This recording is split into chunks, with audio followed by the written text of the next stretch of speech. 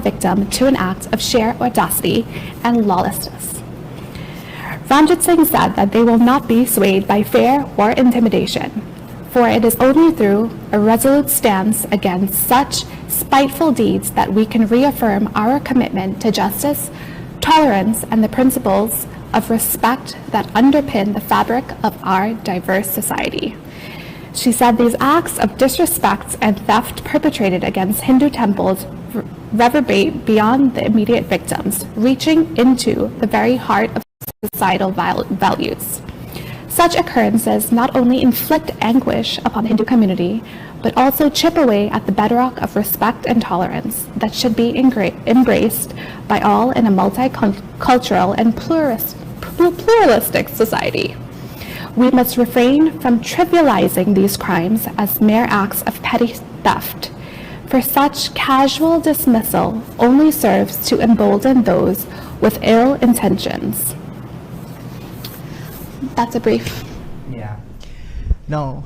You know, for me, I would just like to share. Last week we spoke and we stood in solidarity with all those temples that were affected, but this particular one hit home because this is a temple I go to. I was once president at this temple, so I know the challenges that we face in even acquiring that PA system.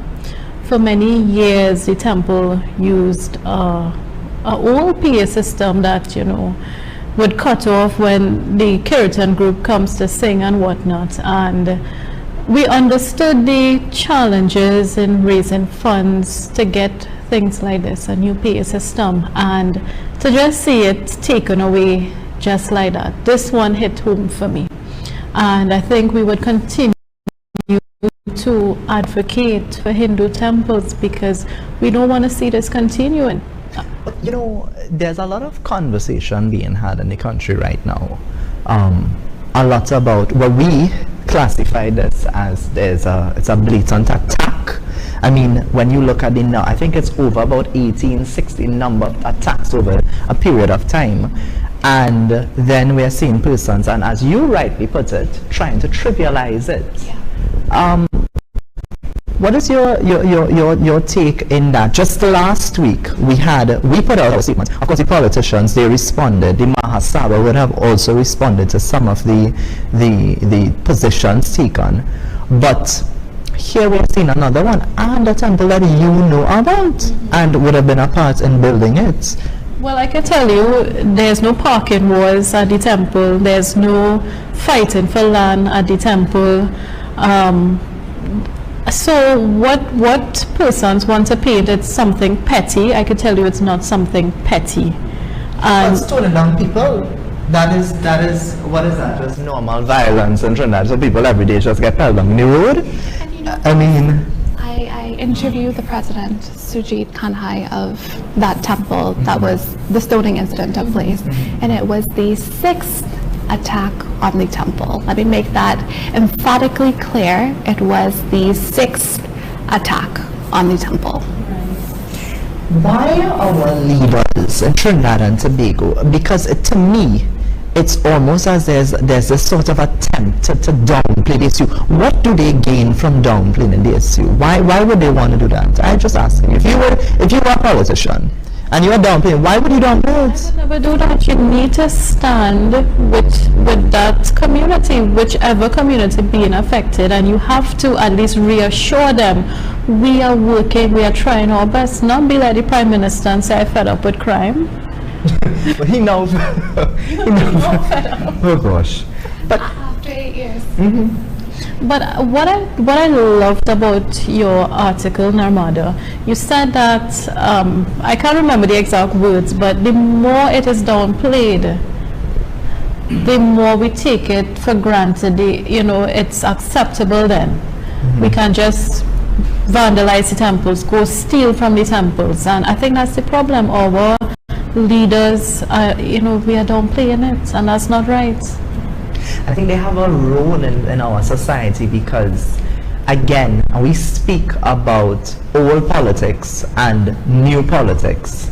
And when we speak about new politics, we have to hold our leaders to account regardless of where you fall on the political divide, that you have a responsibility in the things that you say to Trinidad and Tobago. Because here's the thing, the fact is, not everyone is going to be so much invested in the news to be aware of what is going on, and they may look to our leaders. their political leader Yeah. to put out a statement, or the prime minister to say something, and so you have a responsibility to these persons, and not to downplay it as though it is something that is just petty, and then to add insult to injury. The language, I think, and this is my view, right, and we're all entitled to our opinions, I think it's insulting to tell somebody, if you believe that, then you are intellectually lazy.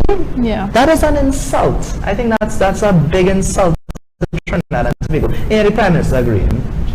And I want to be completely clear when we make this statement. We condemn all acts of religious intolerance that affect all religions that exist in Trinidad and Tobago. And I want to say I have to thank you for saying that, because it appears in this conversation, if we do not say that, it is this group versus that group. Yeah. What is that about? We are a cosmopolitan, inclusive society, but we can have a conversation on an isolated event. That doesn't mean we like this group more than the other one, or we're trying to incite violence with this group versus it. Had none of that to know. So when our leaders make these statements, it gives us the impression, even with the Hindu community, just leave the Hindu community alone. Let them fight. It's a land dispute or parking wars. Let them fight. Yeah. It's nothing serious. It's just stones. They just can't tell them, oh gosh. Yeah. Yeah, it's just a little stone. What do them? And that is a level of disrespect. And I think we need to be very careful, because in a modern society, in Trinidad and Tobago, modern Trinidad and Tobago, what we say not only will have an impact, but it stays there very permanently. Correct. These things are being published in the papers, these things are being published in group chats, persons are consuming it, and then you have persons who are willing to support anything and everything because of a party jersey or a party color. I saw something very interesting this week. I saw someone requesting statistics to clarify whether or not this constitutes as a hate crime. I think one is one too many in a country as tiny as Trinidad and Tobago. And then they said, well, let the police do the investigation. So we need a police to investigate if it was hate or not, because people getting stoned down, so we don't know. We don't know if it's, we need to ask the police. How much it needs to reach for it to be... There's a threshold. We need to find a threshold. Have a threshold, maybe, possibly. We need to ask them. This is the critical conversations we would like to know from our leaders out there. What is the threshold? What is the threshold? About 50? How many more would satisfy you to think that this is a hate crime or not? You let us know. You respond, because they have a lot of time to write releases and say all sorts of nonsense on press conferences. So you let us know. It's a conversation we have. But guys, I think we have a great attorney at law. I noticed that he appeared in several spaces at the Privy Council, and I think I want to get his opinion on some of these things. So, Absolutely. So not only we'll dive into the sedition matter when we come back, we're going to also ask him a little bit on His view on these incidents. So stay with us.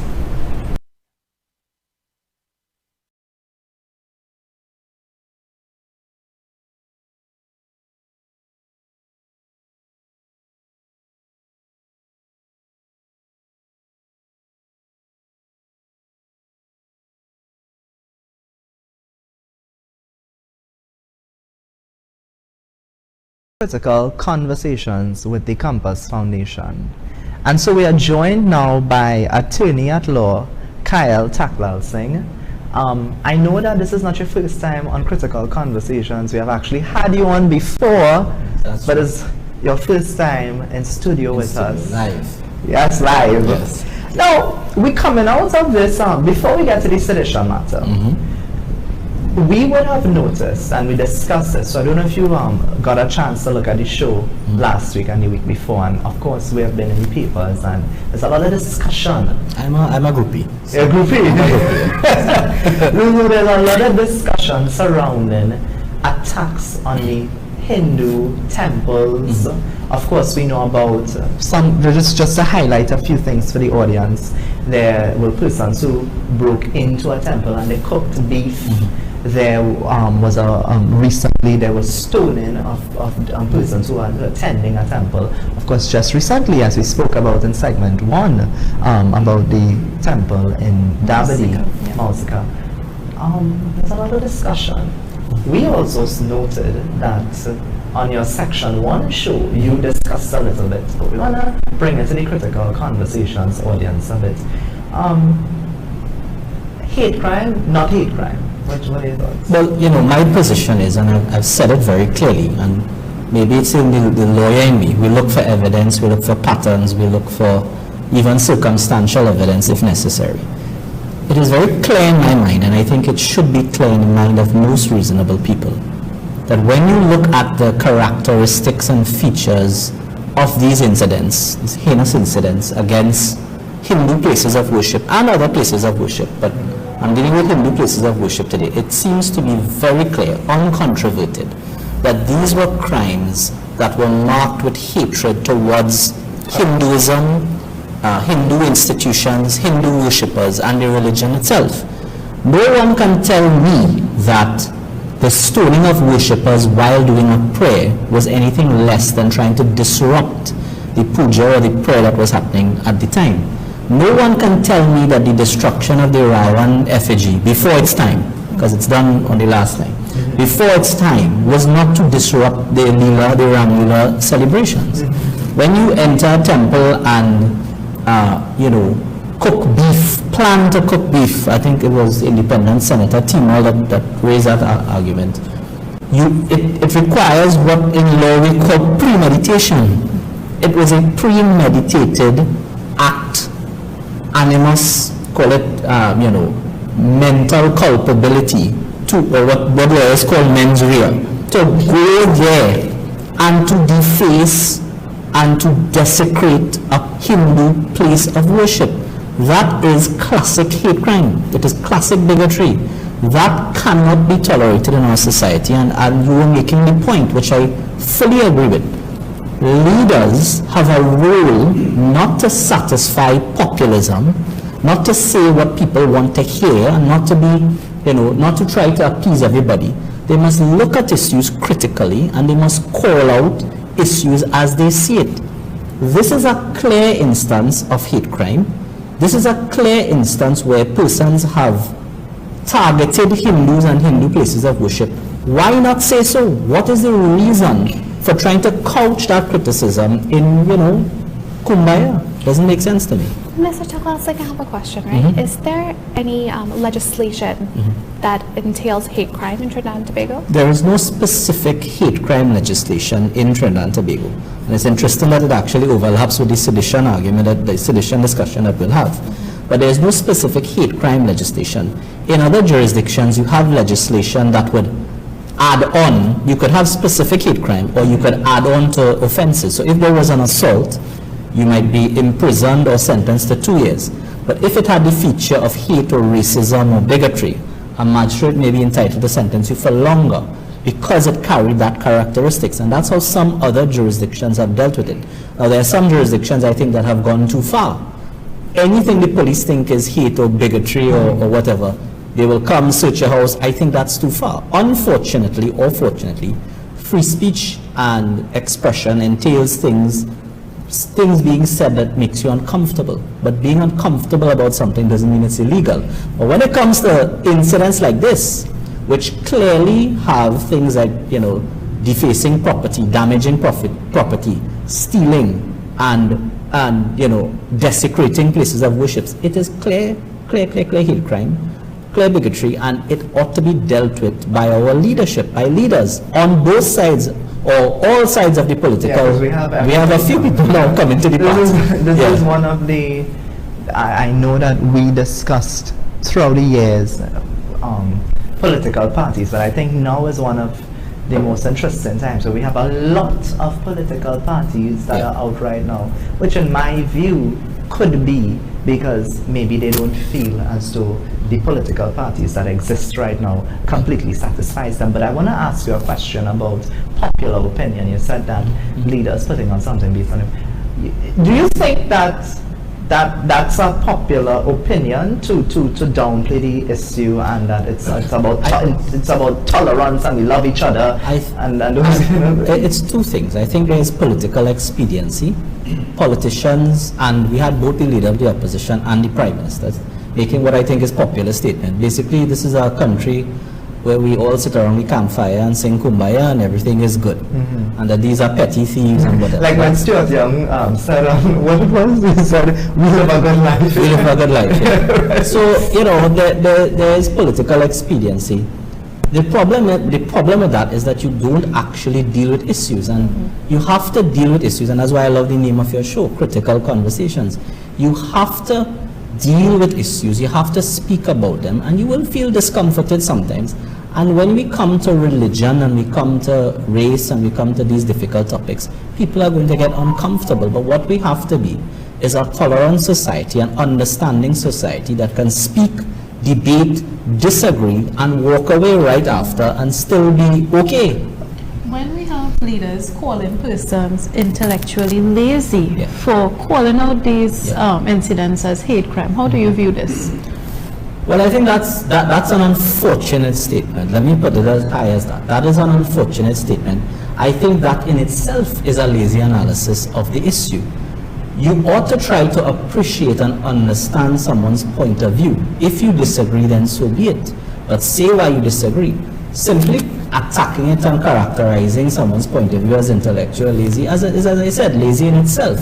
What was the purpose of that? There was absolutely no It was out of time, man. It was out of time, it was out of bounds. There was no merit in putting that into the discourse. Where leaders ought to have gone is, well, okay, we have this happening. How do we solve it? Do we think it's a serious enough problem to bring legislation to treat with hate crime or to treat with acts of desecration? Or do we simply say, look, let's deal with it because that's a legislative solution. You may have an administrative solution. You may put pressure on the police and defense force systems. I see the president calling out defense force extra reserves now. You may put political pressure on the administrative arm or the executive branch to deploy resources to these sites, these places of worship, as the police said that they are going to do. So clearly the police, for all the criticism that we can criticize the police, recognize, perhaps because of their years of experience and training in investigations, that they have an issue and that they were going to deploy more resources to these sites. Now, that is good. And obviously the narrative that took place before the statement by the leader of the opposition, the prime minister, led to that. So there was, in a democracy, that's how you get change. You use political pressure, you use free speech, you use expression to advocate and lobby for your cause, you get change. So here we were at the point, you had sufficient people come out, you Compass Foundation put out a statement, mass out, and you got the police commissioner to say, I mean, I can't remember the chronology, but you got the commissioner to say, I am going to do this. And then all of that is defeated because you have two statements that say, well, it's not really a big problem, that's okay. You speak a lot about freedom of speech, and we're going to get into that in a bit. But this issue in particular, we saw the term modern Trinidad and Tobago, right? So there's a need to emphasize that Trinidad and Tobago is modern. So we're modern, right? Yeah. We accept that, okay. Now, we look across at the US, so any sort of first world politics where there's a balance between taking a party position, but then also in holding your party to account in the conversation that you have internally. Yes. And so you see right now, I believe the Republicans have a lot of debates going on, right? Similarly, in modern Trinidad and Tobago, we should be able to have that same sort of debate. Yeah. How do we strike a balance between supporting your party, whether PNM, whether UNC, whoever, but also maybe disagreeing with the party? Like, how do we strike that balance? Because some persons may say, well, if you're PNM and they disagree with the Honorable Prime Minister, you're not PNM anymore, Yeah. kick you out of the party. If you disagree with Mrs. Fasad Bisasa, you sell out, you're the biggest villain, everybody against her. So how do you strike a balance of that productive conversation in any I mean, political it's a level? question, I think, for everybody individually and depending where you are. You wouldn't expect, let's say, an MP or a senator, if they disagree with a party position or policy, to come out in the media and say, I disagree, and so on and so. That would be a bit reckless. It would show a sort of disunity and calamity in the party, and people may not be attracted to an organization like that. I think if you're a supporter, I am a supporter of the United National Congress. I'm not an MP, I'm not a senator. I'm a supporter of the United. I have not hid that. In fact, I've said that bold on the newspapers, on my show, etc. But I'm happy to call them out or to say respectfully when I disagree with them. This is an issue I have a huge disagreement. It is not a minor disagreement that I think I should stay quiet. So it is sufficient enough for me to say what my views on it, what my views are. And in striking the balance, of course, keep your criticism, I think, constructive. There's no personal attack. I agree. And in every, and you know, this is a life lesson. Freedom of speech is important, but it's also how you say things. As long as you say it constructively and within certain parameters, which are hard to define, and that's why I always go on the side of free speech. Say what's on your mind. Obscenities, maybe not, right? But in your family, in your community, if there is an abuser in your family, what do? You stay quiet and let the abuse happen.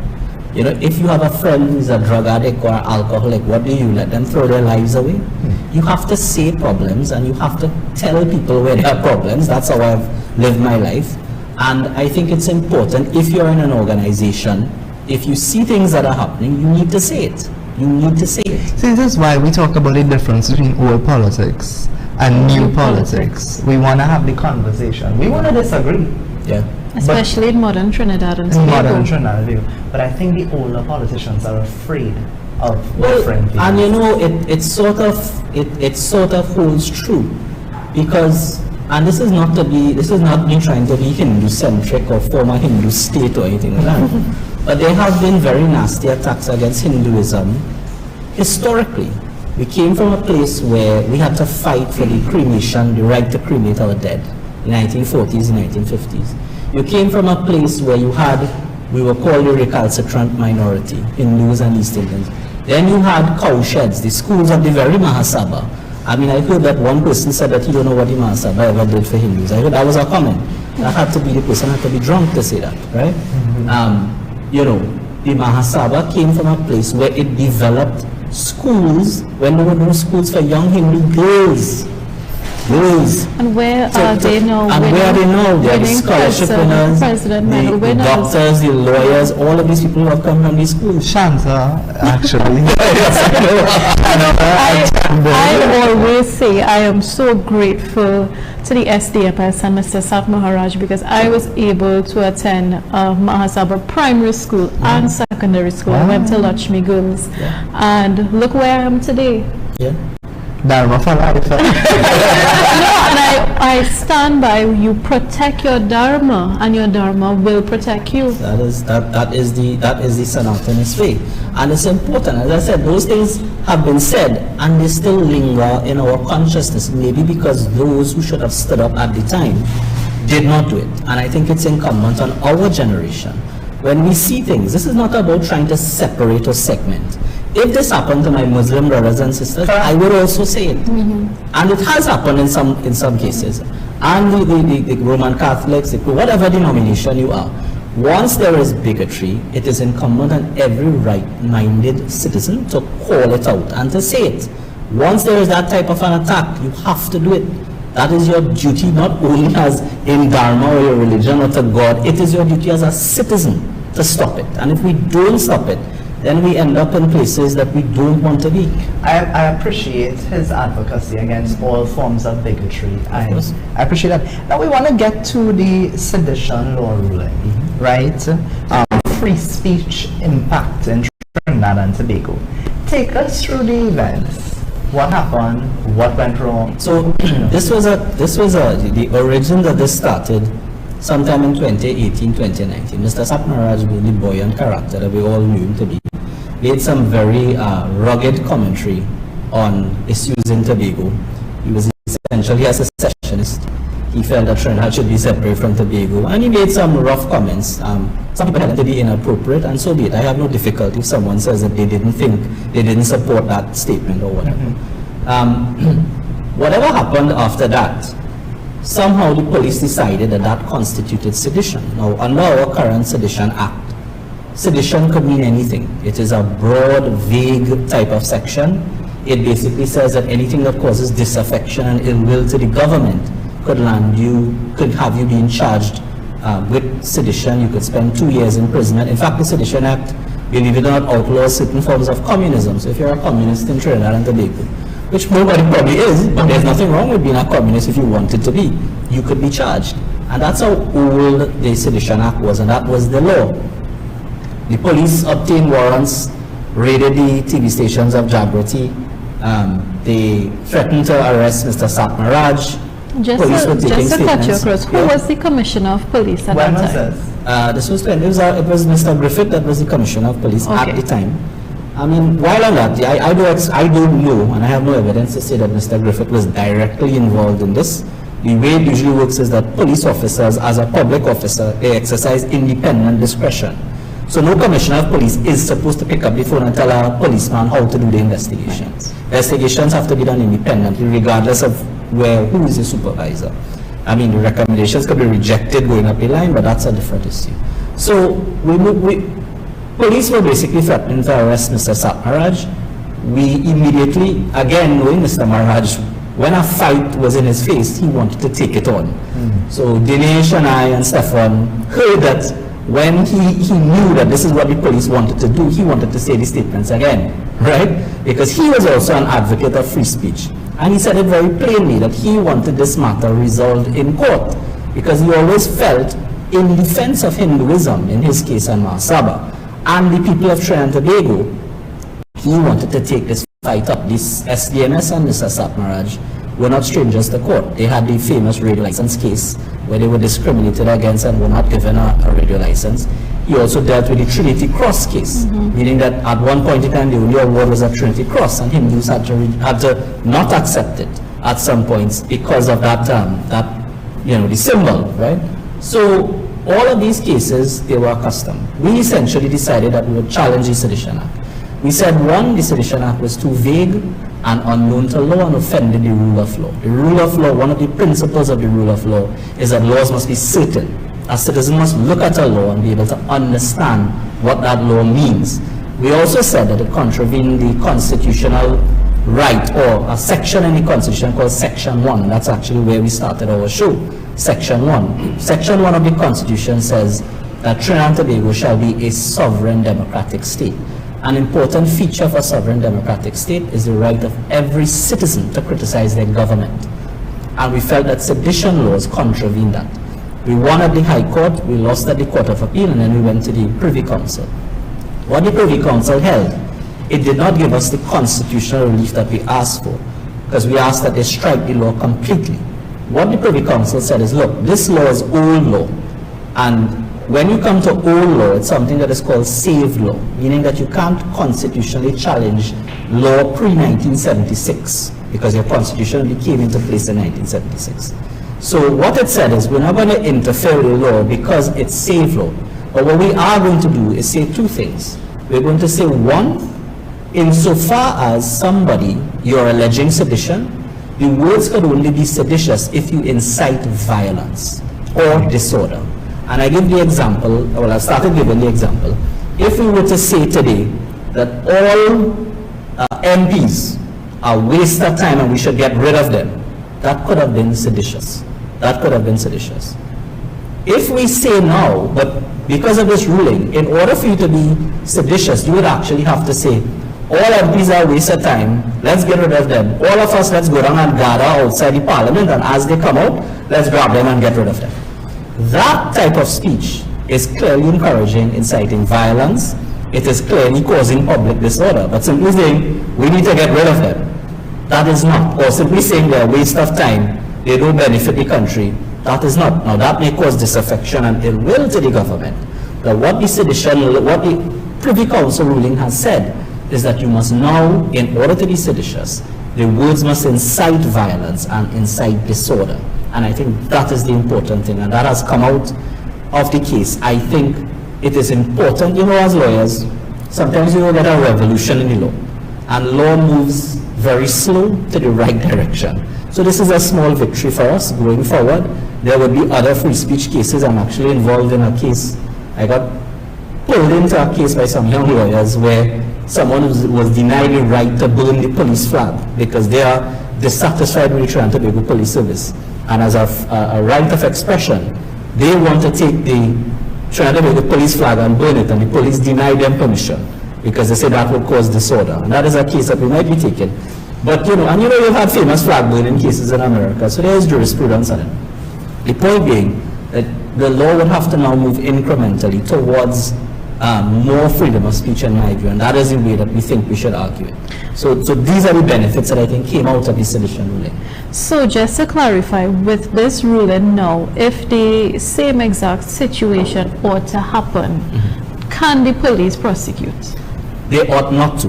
They ought not to. Now, one of the features of the Sedition Act is that, unlike other laws, you need to have the express permission of the DPP, the Director of Public Prosecution, to launch a prosecution. And hopefully the DPP, who is supposed to be an independent officer, would look at it and say, well, there's no violence here, there's no public disorder. No. But one thing that the police can do, they can obtain warrants, because they can obtain a warrant by a regular justice of the peace.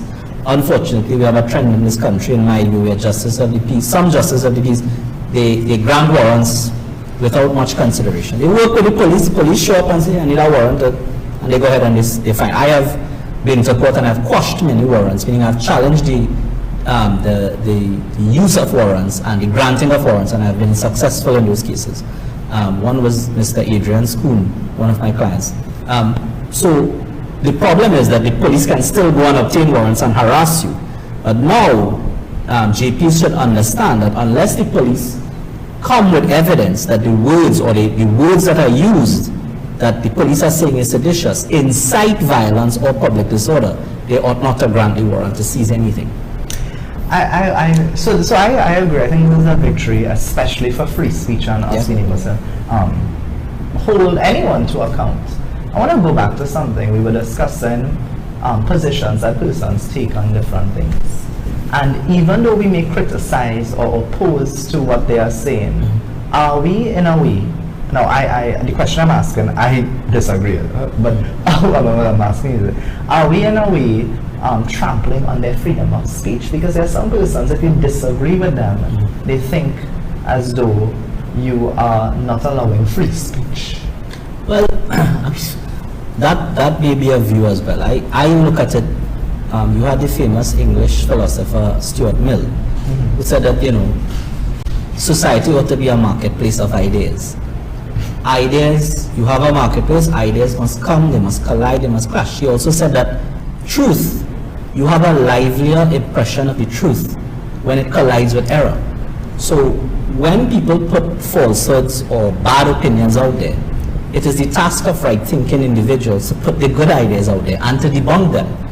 And you don't want to suppress bad ideas. I want the bad ideas to come out so that I can debunk it.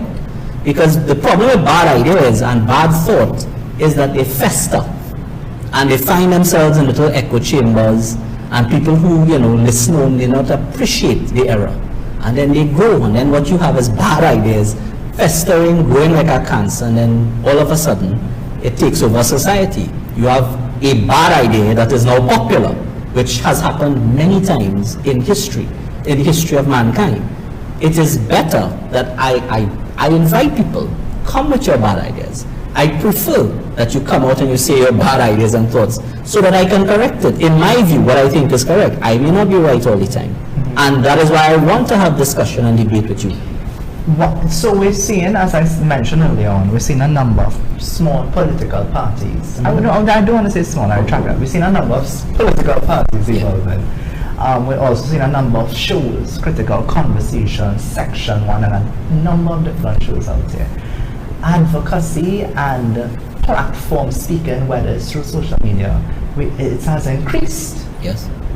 Why do you think advocacy is so important for modern Trinidad and Tobago and development of country? Well, it's the same. I think it's the same point. It's a diffusion of ideas. Now, in our political system, we spoke about many parties. In our political system, unfortunately, it's a first past the post system, and I think there is a fear in the population that if I decide I want to go to a third and fourth party, I may abandon the second party, and the first party, who I don't want in power, may win. So the second party is able to hold, okay, I'm not calling names, but the second party is able to hold sway and allow you not to go to third and fourth parties because you're afraid that the other party you don't want to win stays in power. And that's, a political system that we operate in. But there should be nothing preventing persons from forming their own political parties, from advancing their own political causes, and when the time is right, maybe aligning wherever you have to. I don't see a problem with it. We spoke about this almost on every show. The lowest voter turnout in the local government election. I believe it was about 30% voter turnout. Yeah. What does that say for Trinidad and Tobago? How do you interpret that? I mean, I am somewhat of an amateur economics reader. I read a lot of economics books, and I always think that the marketplace decides. And if your percentage is low, it means the product isn't good. So capital follows good products. If your product is bad, you're not going to have money chasing it. Are these political parties doing a market analysis? I don't know if they're doing a market analysis, but they're not good. Either one. I'm a supporter of the UN, I could say. It is obvious if your votes and your overall votes are dropping, that you are doing something wrong. And this is the age where people don't have to go to the corner on one night in a month, as I remember going to the first political meeting with my father, to listen to political ideas. You start scrolling on your phone, within 2 minutes you have everybody's view. So the ideas are out there. People can decide, they can choose, and voting is much easier than it's ever been, and it will continue to be, because as technology goes on. The problem is that people are just politically disengaged and disinterested. Now that could be psychologically for different reasons. It may be that our attention span is no longer focused on politics of the day. That's why they say that the younger people tend to stay away from the politics. Well, no one is speaking to us, to be quite that's honest. The point. That's the point. I think when I listen on, I hear one or two MPs that speak a language that I want to hear. Yeah. Like I hear the MP Anita Haynes. She was a senator when we did Youth Parliament. She was one of the judges by the way when we did it. I listened to MP Parry, and I also hear some other MPs, also independent senators as well. Yes. Some of the senators on the opposition bench as well. Yeah. But it's just one or two, or maybe three or four. But collectively, the entire packaging of the message, I don't think it's reaching us. I think that's a problem. But what I'm also seeing. Well, two things. I like that you're including me in the us. So that's good. No, because that youth vote, I believe it is a huge catchment there. But we're seeing a lot of PR spin. Yeah. Spinning this in all kind of ways, spin until they get dizzy. Yeah. Right? Yeah. To say, well, we win. Yeah. Or we almost win. Yeah. Or we are on good footing. Well, that's another thing. If you delude yourself, you're never going to solve the problem. If you delude yourself, you're not going to solve the problem. And if your votes keep dropping, it's no comfort to say, well, my vote has dropped to a lesser degree than the other party. Right? That doesn't help you. You have to decide why your base or the persons who voted for you are diminishing. You have to find out why. You have to investigate, and then you have to implement things and strategies to not lose votes. I mean, I would think that's basic logic. But here's the thing, though. I think this is just my opinion again. Right? We be independent in our opinion here on the show. I think both political parties, they know what the issue may be, but I think there's some persons around the issue or the issues, and they benefit from it being like that.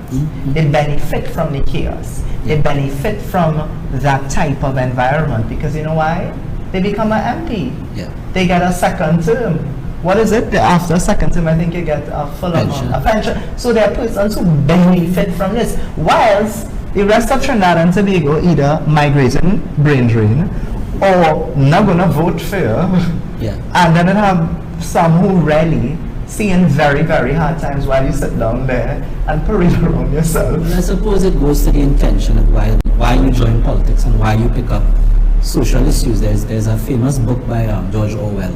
It's not The Animal Farm that everybody knows. It's called Road to Wigan Pier. One of the things he talks about that, he says, he looks at the middle class England in the 1970s, 80s, and he says, the middle class England is obsessed with helping the lower classes. And when he gets into the analysis, it isn't because they want to actually help the lower classes, the person who work in coal mines, etc. It's because they are envious of the higher classes and the rich. And therefore you pick up this cause as a sort of social badge that I am in politics, I am there, I'm helping. It's not because you actually want to help. It's because you have your own personal agenda and your own personal hatred to advance in the political sphere.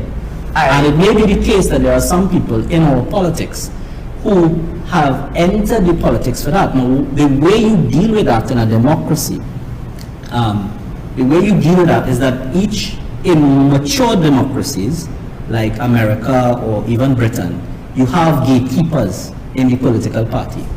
They don't let in labels in. I want to use a different word here. But you don't let people who aren't fit to be in politics into the political arena. You leave them at the sphere, right? You leave them on the side.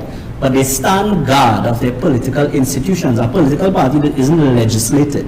But you have people in a strong institution that stand there and say, that person he can support, but he ought not to get into the face of the party because we have to preserve our intellectual aura, our dignity, our ethics. We need to preserve these things and be stand guard to ensure that our political party is preserved from that and protected.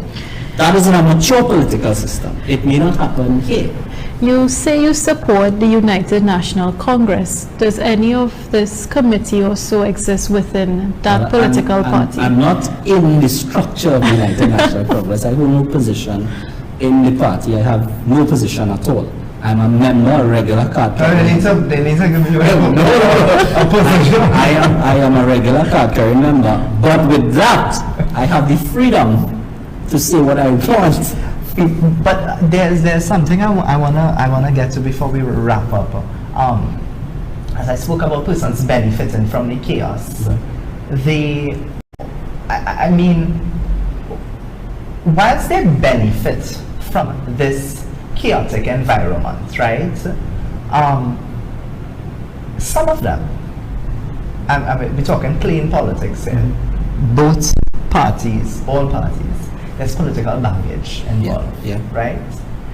And it seems as though loyalty is the primary objective over competence. It's the currency. The currency of advancement. In politics, you learn that the currency of advancement in some political institutions is loyalty as opposed to competence. Sacrificing. Well, I'm not saying it's right, but I'm also not saying it's entirely wrong, because a political party can't be, what we call champagne socialism. You can't sit there and drink glasses of champagne and pontificate. That isn't politics. You have to have people on the ground. You have to have people who deal with people, and you have to have the loyalists. Japan's army had kamikaze, right? They would crash a plane because you tell them to do it. And that is how it works sometimes. You need that type of loyalty. But it certainly can't be your mainstay. It certainly can't be what the party is built around. There has to be room for the competent people to come forward who will attract other competent people. And before you know it, you have a strong party of national unity and national unity. You have a strong party of national unity that can present a face to the population that they would vote you in. Are you saying the incompetence or the loyalty is driving away young persons, the young professionals? I want to ask Chris that question. I think so. I think so. I am graduating next week, by the way. Congratulations. Thank you. And I spent a number of years at the university level because I did obviously my diploma and well now my bachelor's. And when you have discussions, you are doing your masters at UWE, young professionals, they don't want to hear about this. They think it's just, this is not seditious, mad people talking. I've had the experience because I have at chambers and I have mainly young lawyers who work with me. They're in the early 20s, early 30s, late 20s.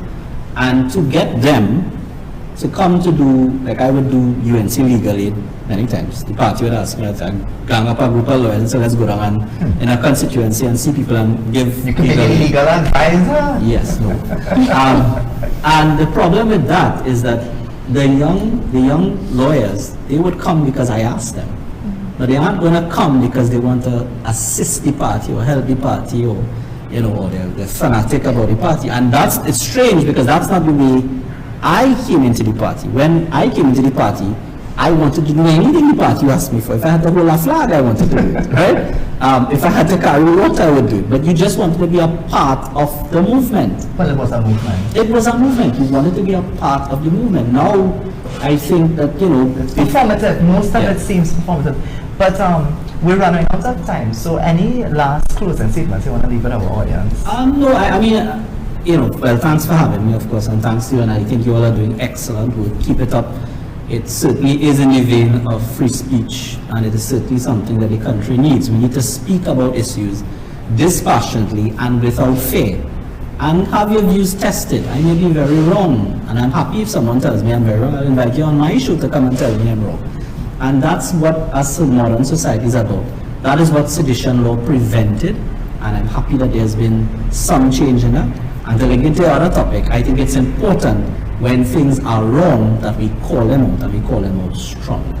So guys, you all heard it here. When things are wrong, you want to call it out strongly. And I believe attorney at law, Mr. Tackler, he's inviting us. Come on his show, have a discussion with him.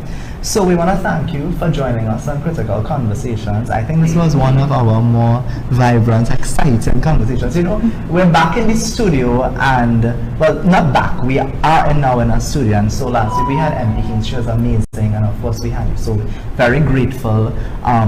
And, you know, coming off of that Zoom experience. So it's a bit more personal being able to have a conversation. Yeah. So we'll be back with more.